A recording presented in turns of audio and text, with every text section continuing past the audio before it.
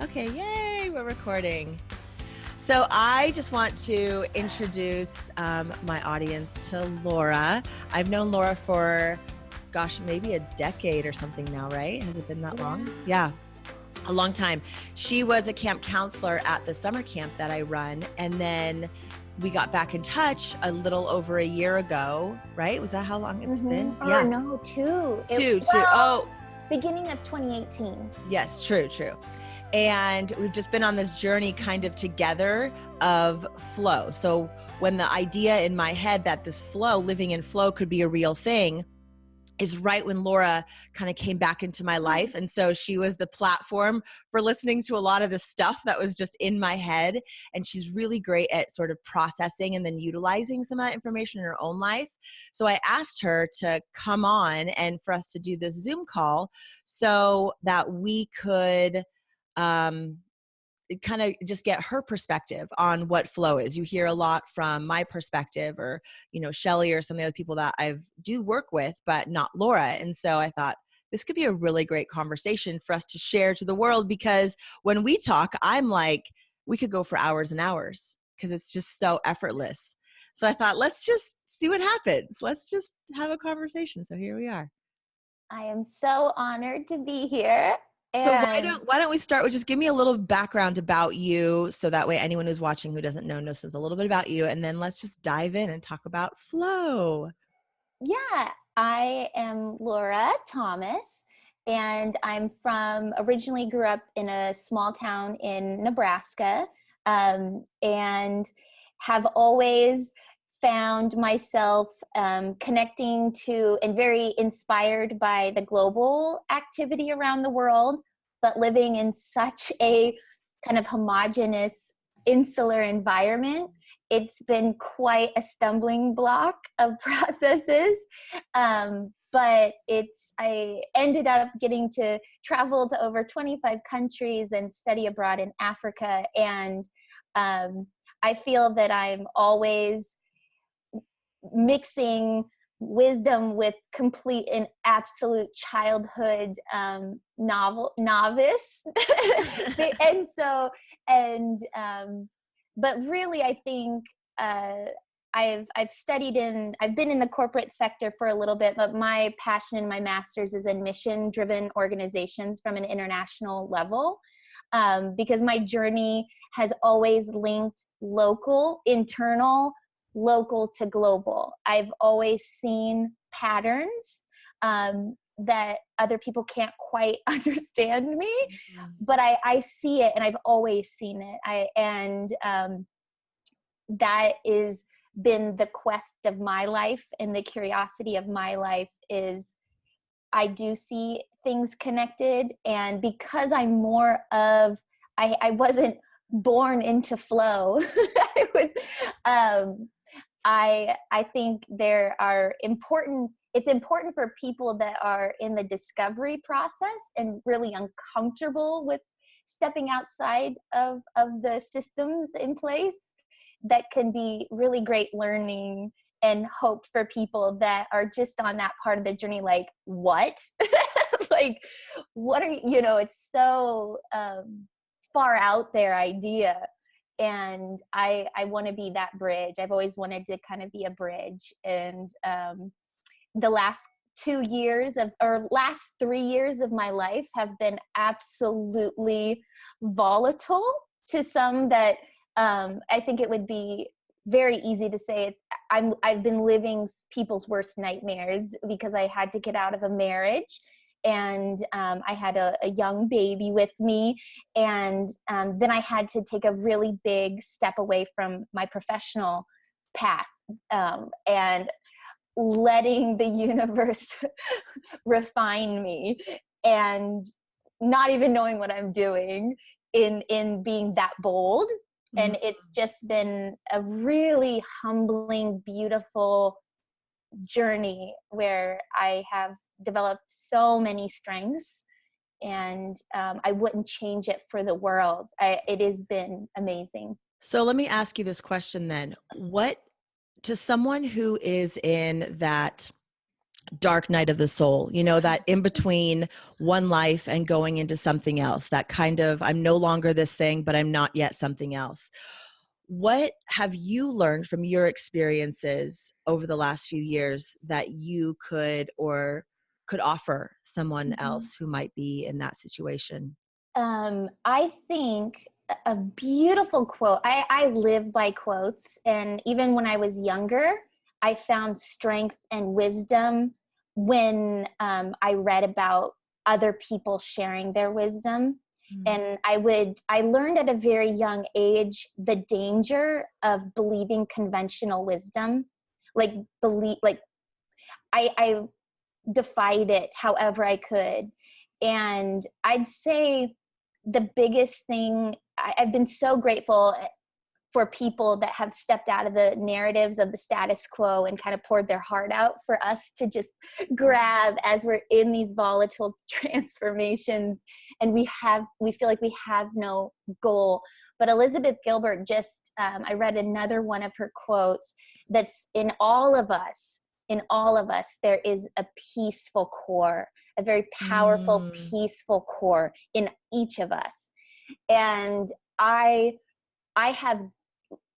hope is kind of the catalyst of my life.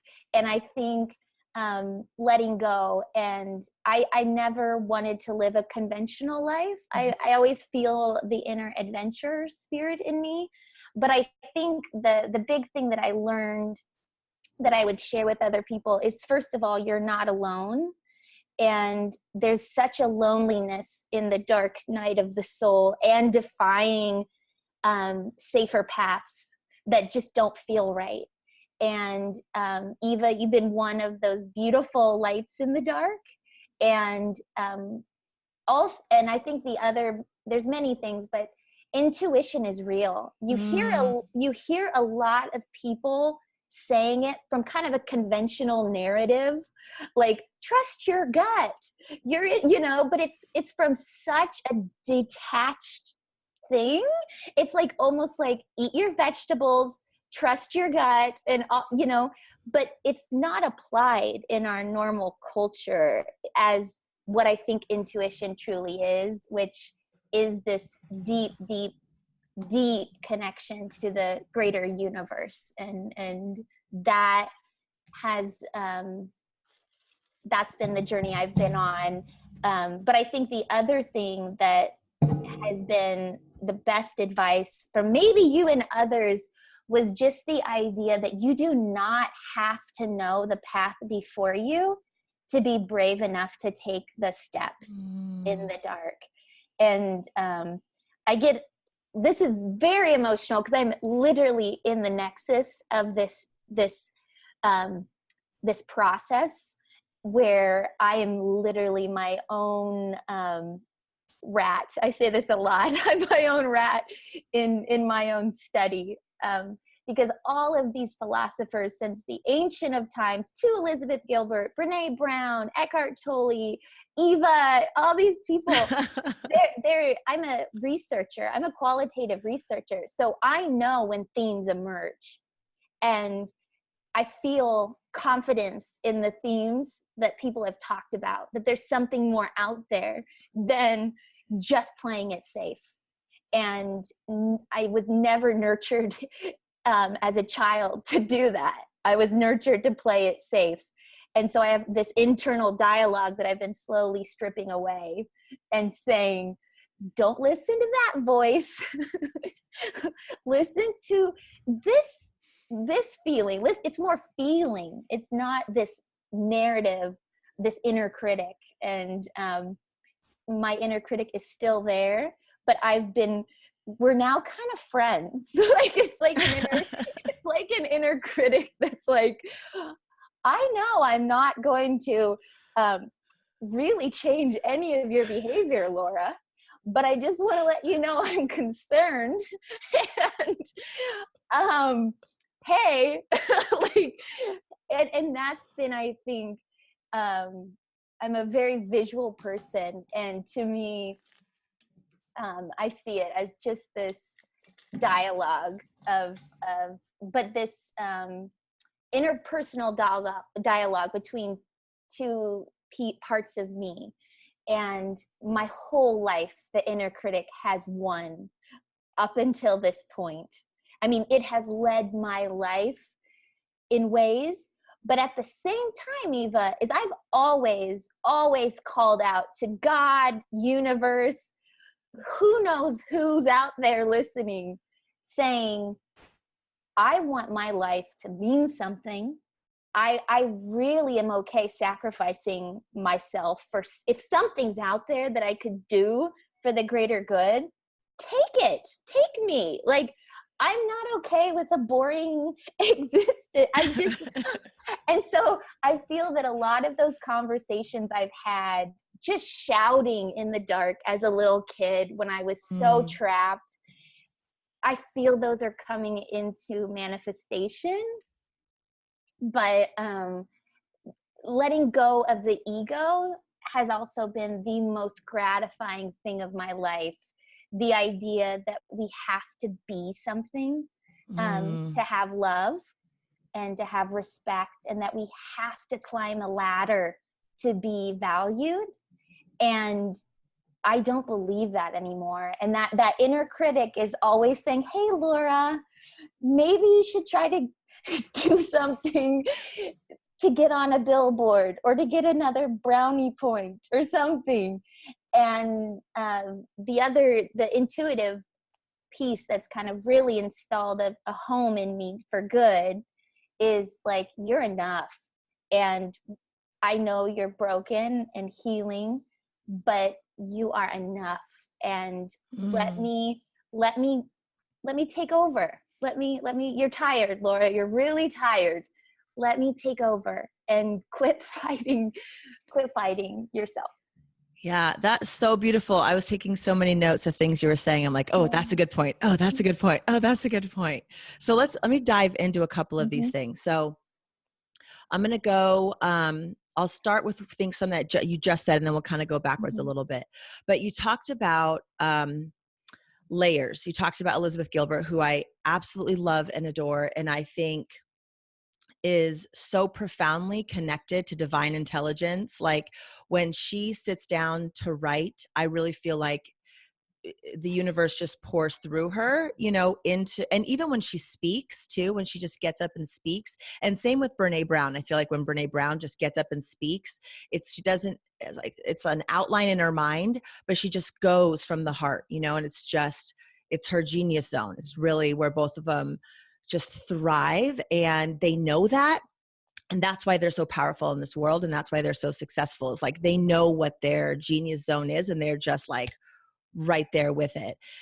But one of the things that she had said, which I've been thinking a lot about, of course, that we would have the synchronistic moment, is that truly we are perfect and whole and light and peace and powerful inside. Like, we come to this world that way. I actually thought of this a couple years ago. I had this image that we're like the sun, or we're like the moon, right? Like we're like this glowing ball, and life comes in, and it's like, whether it's the foods we put in our body, or the information we take in and believe, or the circumstances that we can't control, layers, like it's like layer upon layer upon layer, and we're still that light inside, right? We're still that person. We just have so much stuff built up over and around us that it becomes so heavy that you just kind of drop, and then it's that realization that those layers have to like become peeled off. And that's a really difficult process. So it's not like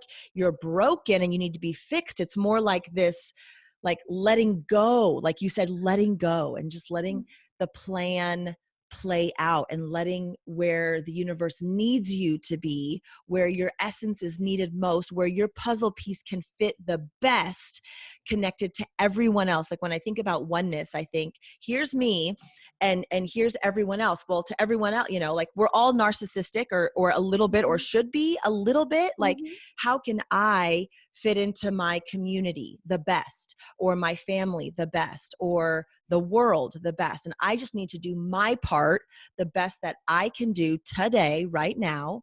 And then let the rest go. But it's like we're carrying all this stuff, and then we're punching a clock 9 to 5 somewhere, and we're, stressed about life and kids. And it's like, it's madness. I mean, I look at the world and I think there's madness everywhere, and it just doesn't need to be that way. It's not how we're designed. And so I just want to, what do you think about that, about the idea that we really are perfect and whole inside, and that life is just all this layers of stuff, and we just need to kind of strip that away, whether it's changing our perceptions, our beliefs, opening up to other things to come in to help let go of some of that stuff? Or what do you think? Absolutely. I think the one person that has been such a source of strength for me as a philosopher and a poet is Rumi. And even when I was little, but the two things that came to me that I read his quotes just religiously because so many themes have emerged for me that have helped me. But I think I love how you said that we're not broken. Maybe the right phrase is we're cracking in, like the break, it's that the shell is broken, but we're on the journey. Because if you're just operating in autopilot, you can compartmentalize all your trauma and all of the engine. And that is a very beneficial skill in the world, but it is not healthy, and it's not where I think we should be. But it makes you operational. It makes you in the machine and causing little resistance in the status quo. And I knew from a very young age, I was not going to be able to do that. And that was just intuitively. I was like, oh no, I see Bonnie sitting at the desk, and oh no, and I tried so hard I got straight A's. I was, basketball, all these things. I tried so hard to fit into this world. And it was exhausting and depleting, and not anything that was me. And so I think I've been trying to ice pick into my light, because my light's always been there. People have seen my light even when I've been in a very cluster of life. But Rumi's quote that keep breaking your heart, that we must break our heart over and over until it opens. And I think that's what's kind of happening on a global level is people are too afraid. The systems in place right now were built in fear. They weren't built in love.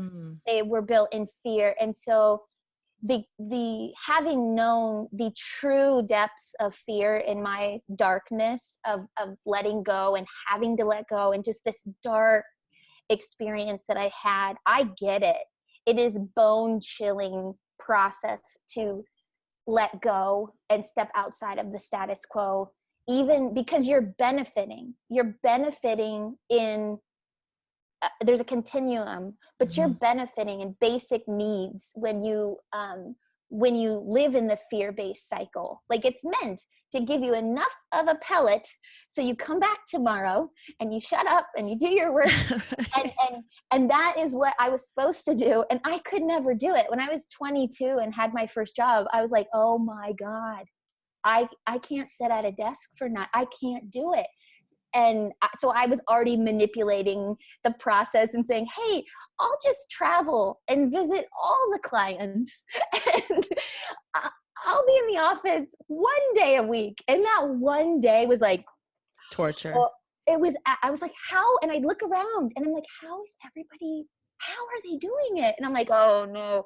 And I just had this gut feeling like, oh, Laura, you're quite the pill. But I think the other thing that Rumi says, or this is Joseph Campbell, which is another one that I listen. Oh gosh, he was so healing. Was the part that you're broken is where the light enters. Like the darkest point is where the darkest point is where the light releases. And I think that is also kind of what's happening in this world too. It's interesting because as you were saying that, I was thinking, okay, if it is a pickaxe kind of coming in to you, then it's really your light that's now shining out a little bit more and a little bit more. And as you work on getting rid of your layers, and as those as those cracks start to get wider, you start to emerge more and more and more into the world, like as your light, as your pure essence. What do you think? And and I'd say, because you'll see, like, I really do, I leverage the wisdom of others, because everything, and we've talked about this before, everything that's happened has happened, like we are just kind of we're just modeling everything that's happened. And Gandhi, when I started going and studying international social justice and learning of the true absolute horrors that are going on, it was so overwhelming for me, who really wants and lives and perceives that there is this world where world peace can be attained. And so I get super anxiety driven of like, oh my God, like I just wanted to make the world a better place. And now seeing this in the torture, the brutality of the systems. It's, a lot of people can understand the narrative of World War II and the Nazi regime. And we think that that is an isolated incident. It never stopped. Like those kinds of acts and those kinds of systems have always been here, and we've normalized it. And so I was just like here I'm Laura from nowhere, like from small town. I don't have a connected network, like I'm in the dark and I'm stumbling like a child through really big macro ideas. And Gandhi's quote just stumped the hell out of me. That, because we studied movements and peace movements and all this stuff, and he would say, or like it's the quote, world peace starts with your inner peace. And I just be like, what a cop out. like this world is on fire, babies. I'm crushed every day and I have worked really hard to try to not just shame myself that I'm not able to be an active right now presence, because for some reason I'm not meant to be. I thought I was going to be kind of in really volatile civil engagements around the world. Right now, I mean, that's not where my journey is leading. I have to let go and follow the journey to peace the way that I am, the task I've been kind of given with my talents. And so, but I love when quotes challenge you and you don't believe them, and because the term in research is demand characteristics. It's my favorite class. All the classes that all my friends hated, I love, but I love theory of research because I learned how manipulative research can be. That research, if Dr. A or researcher A wants to prove that the sky is yellow, you can do it. And you can have sources, and in terms of like racism, the systems that be have justified racism. It is the most the idiocy of racism that we can actually believe that that because of a pigment, because of a different pigment, that there is any difference in your value. It irks me to no end. I agree, but I think the same thing about war, which is what blows my mind, is I think any kind of war is super primitive. I look at it and I just think, really, is this what we're resorting to? Like killing another human being ever? I don't understand it. It's not justified in my mind. I feel like we have got to evolve to a different level of communication, of working through our problems and our crap, because at the end of the day, someone in Russia, a 40-year-old mom in Russia wants the same things as me, right? She doesn't care about the politics and the game and who wants to kill who. And I don't want my son or daughter to go and, have to you just dehumanize people. Like all of a And sudden it's like a group, and you're no longer a human being with potential to change the world and to give and to have meaning and there's no value. You're nothing. Your life is expendable. You mean nothing. And it's like when one person can look at another person, it doesn't matter who you are, you have value. And it's like, just war to me is the most primitive concept. And I cannot wait for us to just be like, no, we're done. Like if you two want to fight, if you two politicians want to fight, we'll put you on an island. Y'all can fight it out. And when you work it out, come back to us. And then we'll, have a discussion about how we can work this trade thing or this oil thing, which we should have free energy anyway. But anyway, and I think digress. But the image that comes into my head from our original image of like ice picking, Mm-hmm. I think it's a really good analogy of the impact of the world not living in, or humans subscribing to a system that's not really in flow with the natural order of things. And Absolutely. so my vision is, if we're light, and then you have all these life experiences that just ice, all these layers of ice that just keep going. And I think I study a lot about dehumanizing because I am so raw. My heart is so raw that I cannot visualize even defending myself in a life or death situation. It's really hard for me. And people get really kind of upset with me with that. But that, a lot of peace theory is under that realm, is that when you let your heart, it's a very moral kind of battle internally, because a lot of peace activists say, if I kill you in defense of my own life, I'm literally exhibiting the example that I've defied my entire life. And so it's like this, that's a big moral conundrum you can think of, especially being a mama bear. But it's and I think we're seeing, they call it collective thought, or collective, I think they are calling it collective thought. And so right now, I believe we are in kind of a crucial tipping point where this collective thought of a false narrative, a false reality, is just exacerbating. Yep. And it's a false narrative. There is nothing proven that war creates long-term prosperity. The only thing that war actually does is it's a way to social control people, and for the people at the top to make a lot of money. It's very it's a business. It's ridiculous to me though. At the end of the day, it's so hurtful. But listen, so the thing is I'm all about, a lot of people use the hard, show me the research, or like, show me the ROI, Laura, show me. And I've learned as I've grown up is a lot of people are living in, they think they care about business, but yet you ask them the back end, and you start seeing it's just a front. They're actually not truly managing their back end as much as they say, as much as they're committed to the business or committed to the corporate model. You start pulling back the curtain, and you're like, what?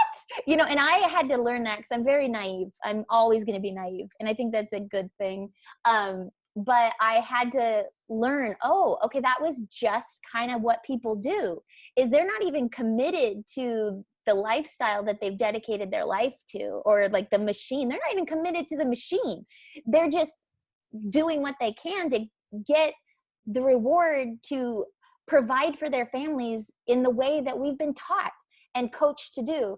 And in the case of war, when I was in Kansas City, the executive director of the Alliance for Peace Building gave the most, I was bawling through it, because she was the first person since I went to grad school in Vermont in 2010 that justified the ROI of peace building. And so the front that war is valuable and the ROI of war, even to these people that just want to hoard the money, it's all being turned around. There's a new collective thought that's emerging that has been repressed by people that wanted to benefit from inflicting trauma and death and pain and misery, because at the end of the day, war destabilizes economies, and we are a global economy. No matter what, we've created this mess globally. And yes, there are haves and have-nots to the extreme that also gets me really mad. But even in the bell curve of the people that are benefiting from this economy, if you read this report on the benefits, the ROI, the return of investment on peace building activities to prevent conflict, it's 16-1 ROI. And they've proven this in numbers, 16-1 in global GDP. You cannot, no matter how much you can try to say war is an absolute necessity, whatever you want to say, however you want to spin it's not real. And somebody sitting on their porch that's just connected to the world can feel that this is not normal. And we have to come together to help the powers that be understand that too, because they say there's just like a tipping point to a movement. And I think they said it's like 3% of the population. I don't know. There's like all these numbers, but there is a natural tipping point, and there's a lot of people that have hidden the truth, like just research truth, just standard research from climate change to war to you name it, anything. And I think we're at a point where there's a growing number of people that are not only becoming aware of how maybe the stories weren't told truthfully, but they're also, I think, getting brave to take a little step out of their hamster wheel. And not spend as much time. We all are in this system. We're all covered in the system. And so I've done the best I can to like step out of the hamster wheel and venture out, but then jump in to get the one pellet so Grayson and I can still sustain, and then jump out. And that's, I think once people start doing that at a really big level, and I think younger people are doing it at a bigger level.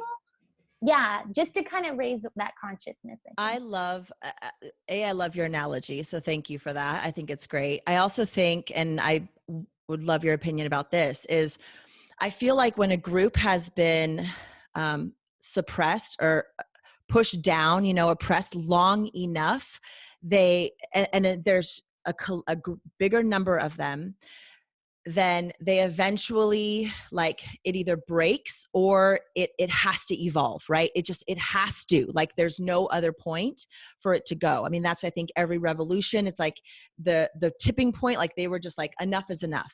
And when you look at depression being up 70% over the last 25 years, you look at everyone just trying to make it, you look at college loan debt and suicide rates, and because all these young people are coming out of schools like, what do? I have $100,000 in student loan debts. I can't get a job that even fulfills me.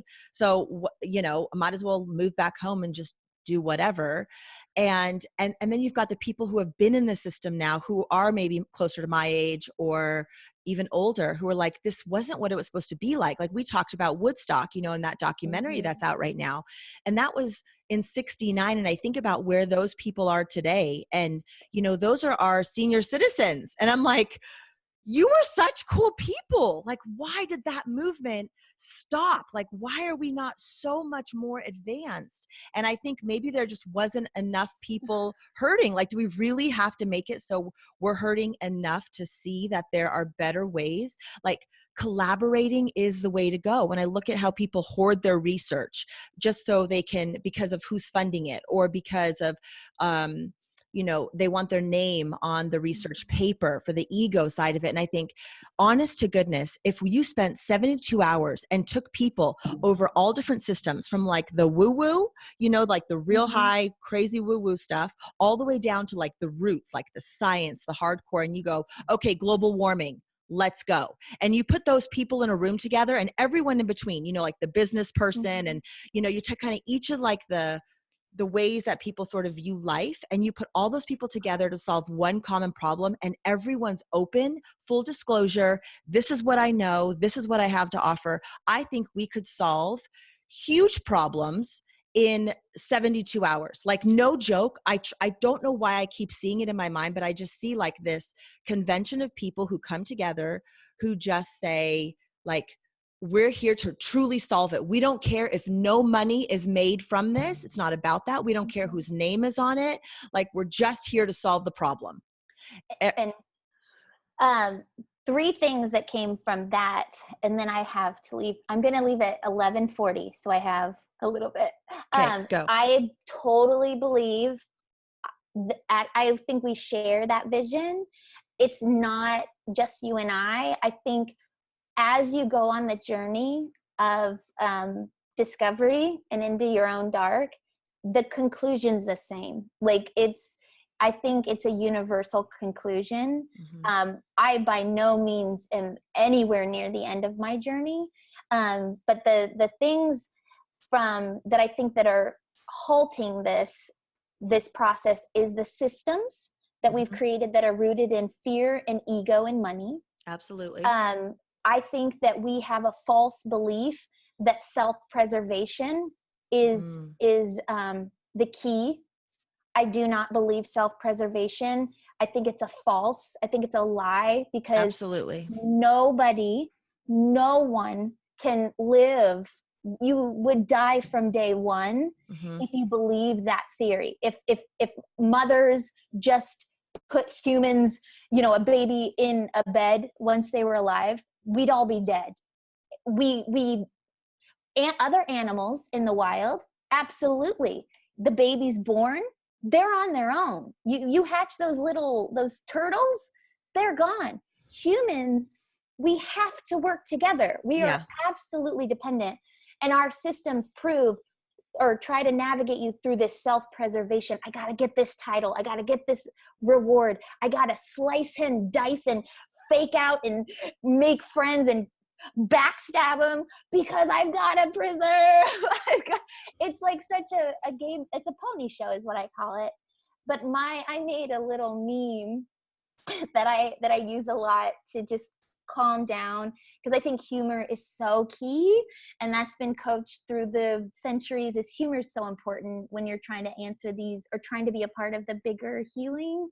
And so it's this asteroid that's coming to Earth that's gonna blow it up. Like, it'll be our end. You see all those things like, we got close, Earth, like on the news, and luckily it deflected or something. And what I put on the comment or the asteroid is hubris. I think that our hubris, this false idea, this false confidence, this whatever this is, I think it's the poison, because all of the theories or all the philosophers that are focused on all these beautiful collective causes really hones in on humility. And that's, I think, the counter of hubris is humility. And right now, if you see our current administration, if you see other current administrations, we really do copy our leader, whether we like it or not, either for or against. We'll kind of use the same oppressive tactics and think that that's the way out. And so I think that's what's happening right now, is we're using oppressor-based tactics to try to say, no, we're all about love, so I'm gonna punch you, and and I am still in that. I don't know. I am taking a full back seat, because I don't know. In terms of peace building, there is a time where the people that are oppressed, there's no other option but to pave their way. and use some, you know, there is some force, peacekeeping is what they call it. Or I, in my heart, am like you, Eva, where I would love if we could all just come to a conference and just intentionally be there. But I don't know. All the evidence is that it's 100% possible to feed every human, to clothe every human, to have a home for every human, to have clean water for every human. It's all there. All the resources and is there. But that's the kind of systems I'm thinking we set up. Like, why not? Why don't we? These literally, I go through my day, and because I listen to so much information, I bring so much stuff in. I go, oh, that person would be great with this person, and this person. Like you and the connections you make, I think if this person knew this person, that'd be magic. But this person's the woo woo, you know, or this person is comes from a spiritual place, and this person's hardcore science. But you guys are saying the same thing, and if you came together, you could probably take something from the other person and create something brand new that we've never seen before, that would solve or at least help to contribute to one of these bigger problems that we have. And we just say, this is how it's going to be now. Sorry, industry that's now going to go by the wayside, because we have a new solution to, let's say, free energy, which I think free energy, honestly, like my conspiracy mind goes back to Nikola Tesla. I'm like, we had two routes we could have gone down: paid energy, free energy. Of course, the paid energy is the one that took off, and where the money got put into, and this free energy was like suppressed and hidden, and who knows where it is. And other people have since come up with ideas and technology, but every time it seems like someone comes up with something, this conglomerate squashes it. And I just think there's a time where we just go, no, we're done with you, and we're going to let this thing rise. And maybe with internet, maybe with just enough people saying, let's just solve this one problem. Let's just see if together we can just pick this one thing and really come together and not just talk. Like, it's one thing just to sit and talk, but I'm saying, let's go back then with those ideas and do something. And so much of it, though, is even getting people to the table. And I want to let me go back to two thoughts, and then I'll let you go. But I was just listening to Tom Bilyeu. He had on, I don't know his name, but a really wise shaman or like monk or someone really wise. And he talked about how humans are like trees, where our roots, the trees of roots, when they go into the ground, they actually connect to one another and they support one another. And that's why, like, these giant redwoods can live 2,000 years, because while their surface, it might not be stable, underneath their roots are all connected. And so they hold each other up. And I think human beings are a lot like that. We really do need to work in collaboration, whether it's just in our families or whether it's in our workplace or our community or even globally. And then finally, going back to one of the first things you talked about is intuition. And I think that this is truly the sort of starting point for a lot of people, because if you are someone in a system, like, I don't think that I, Eva Payne, am going to solve world hunger, right? Like, or like create the cure for cancer. I mean, it's just not within my capacity, within my DNA and wheel well, and where I've been and where I'm going, right? But I can maybe talk to you, and someone on YouTube might friggin' watch this thing and be like, okay, I'm going to start listening to my intuition. And that person is going to be the one who finds a cure, right? So, like, just by doing my part, then you're leading to, that's a ripple effect you're putting out into the world. So if people could tap more into their intuition, that light that's within them, then we would naturally unfold solutions to the problems that we have. And that's why I feel like the trauma really attacks intuition, and why we have to be able to work through that dark night, going back to the beginning of the conversation, because you have to be able to trust that voice, not the inner critic, but the one that's speaking love and possibilities, and gets you nervous, but in like a going on a roller coaster kind of nervous and scared, not like hiding with a blanket in the dark kind of scared. And in my last few minutes, I'll try to say I absolutely believe intuition. I think there's a lot of parallel, like, I think there's a lot of dimensions that happen. I think Einstein, who is somebody I had no idea he was such a softie, but Einstein was trying to crack the code of humanity's incestuous life, like just all of the bad. That was what he was committed to. People think it was just math. No, he was looking at patterns. He was trying. And so I just love, but the three things I would say is I fully believe that we are like trees. I totally think about that. And when I took a soil health class, the coolest slide. Of course you did. Of course you did. Because I think the one thing is your intuition. How do you get yourself out of a really tough spot? I thought this was the biggest, stupidest cliche ever, but it's to find your passions. Because like with the tree roots, it's nutrients that are shared between trees. A tree will literally signal to another tree it needs a certain nutrient. That's how microscopically connected and symbiotic our world is. And so, but the coolest slide that I think I'm going to close on was the question, where do trees come from?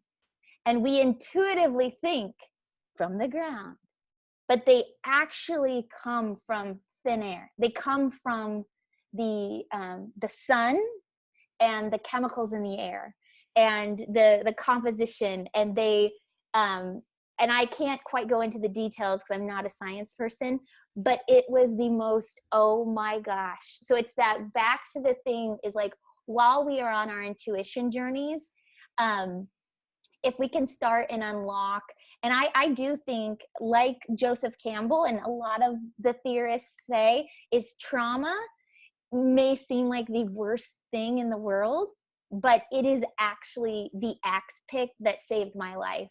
And I know that sounds super cliche, but it's real. Deep, deep, deep struggle is powerful. And I'm going to read you this quote that I found that is, I meditate on these, any quote that causes me like pause, I meditate on it for like weeks. I just let it synthesize. So listen to this one. Someone once told me the definition of hell. On your last day on earth, the person you could have became will meet the person you became. So and I am like, I think that is kind of what all these beautiful poets and artists and philosophers and thinkers kind of come to, is we've got one shot here in this round. Who knows if there's other rounds? You know, I'm more of the novice that's just open to absolutely everything within reason. But my impetus is I want to go as far on the continuum as I can with whatever it is I've been given, whatever task I can help with. And like you, we don't know what path is before us, but when we let intuition and we trust, I think we're like the trees, is we connect the certain chemicals in the ground that person needs at that moment. If we're meant to come into their life and give that to them, whether it be a good conversation, whether it be a connection, whether it be an open heart, we have that power. And I am living proof of that. Your role in my life is so sacred. And the darkness that I'm still navigating through, I've started telling people it's been an honor. Like when you can get to the part of your trauma journey, and that's where I get emotional, where it has been an honor, because I can't disconnect from my friends and people that I don't even know that are suffering around the world. And I think that's what's missing right now, is we've normalized suffering. And if a lot of people felt what I feel, they would take these risks and say, you know what, screw it. I've been at the bottom of the barrel and people helped me out. Yes, it was me, but I would have stayed and disintegrated in the bottom of the barrel. And it gives me such passion, but urgency, that if I can make it, and other, it Yeah. connects you. But there's a lot of quotes, and there's a really beautiful quote in Islam that's the whole idea that in order for you to live your life fully, you have to go through extreme suffering. You have to know how sweet it is on the other side. I've Because said that so many times to people. I said, as bad as it is right now, just know, and this is how I live open and value everything, is I just say, okay, I don't know what the value is right now in this really, really, really dark place, but I know if it feels this bad, then I get to feel the opposite extreme at some point in my life. Like, it's coming and it's going to be so good. And I'm going to recognize it for what it is because I know this. So now I can see and recognize and love this. And I think that's why I've become even more empathetic as I've become an adult. I mean, I cry probably 2 or 3 times a day sometimes, just from a commercial or like little things. I'm like, that moment was like, when I see real human connection and like love, it makes me cry. I mean, it's the most powerful. It's so powerful. I feel it radiate like from me. yeah, and I literally could talk to you for, I think, 48 hours without a pee break or food. Okay, well, let's wrap it up today. I Yeah, want you to give me a final thought, whatever is on your heart, on your mind, but I do want to do this again with you. I think yeah. our conversations are just very different from ones I have with anybody else.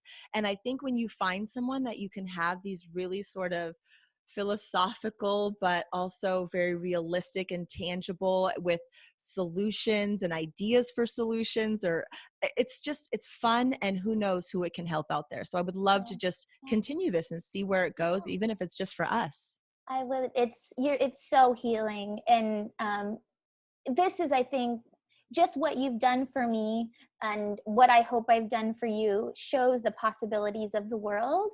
Is we think there's conventional ways of healing.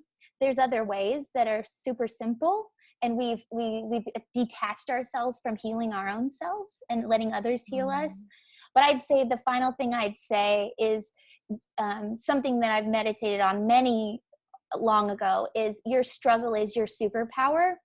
What the world is convinced is damaged or not beneficial, run towards that, and let yourself be in that sunshine with yourself. Because while my brain does not fit the norm, I think Greta Thunberg is just she's healed me so much by her embracing that she doesn't see the world like everybody else. And to see what that little girl, she sailed on a boat to New York City to try to help wake people up. And she, in one world, she was autistic and just disassociated from the cultural norm. And that little girl is helping to save the world. And I'm still learning that. But the biggest gift that I can give to my son is whatever unique gifts that he has, or deemed not gifts, that's his superpower. And he's going to have a mom that says, run with it. Like, run with it, because I think that is where your treasure lies, is being you unapologetically, and finding people that, but trusting the process. I think so much of what I'm doing is blind and silly, but I believe it. I'm ornery enough. If I sniff a trail and I test the trail, even if it makes radically no sense, I am stubborn enough. My curiosity, if I was a cat, I'd be killed, sliced 7 ways to Sunday. And I'm still here. And for some god-awful reason, all these humans thousands of years ago knew all of this, and somehow we culturally forget it. And so just connecting, reconnecting, replugging into the tree roots, and it's all there. And I just have urgency because I connect so deeply with suffering. And I've gotten to be around the world where these are the most beautiful people. They're so much better than me in every way. And I mean that in like, just their hearts are so big, and they're so welcoming, and I want us to work fast to unlock whatever the universe, God willing, it's in our favor, which I believe it is. I believe we're a symbiotic unit, and God help me if there is, if I'm off on a wrong trail, but I trust. I've seen too many marks in the road that the path less taken is the actual right one. So. Yay. I love you so much. Thank you so much for being here. Maybe next time we talk about parenting and flow parenting, because that's kind of where you were going towards the end. And I have, loads to say about concepts of how to parent and flow and how to let your kids follow life's opportunities wholeheartedly. So I would love to talk to you about that too. So, okay. Have a great day. I love you so much. Thank you for being in my life, and just for being with me right here. Cause sometimes I feel like I'm alone in the craziness of this concept and idea of people really living in flow, that there's a natural way for us to be in the world, and we're just so not there. Well, some people are, but not enough. And we need to tip enough into that, so that way everything else can just, the dam can be broken, and we can all just be free to be who we need to be. Yes, I can't wait. I'm going to try to get this meeting on time. It's such an honor. I love you. And there is hope. So thank you. Thank you. I love you. Sorry, I gotta run.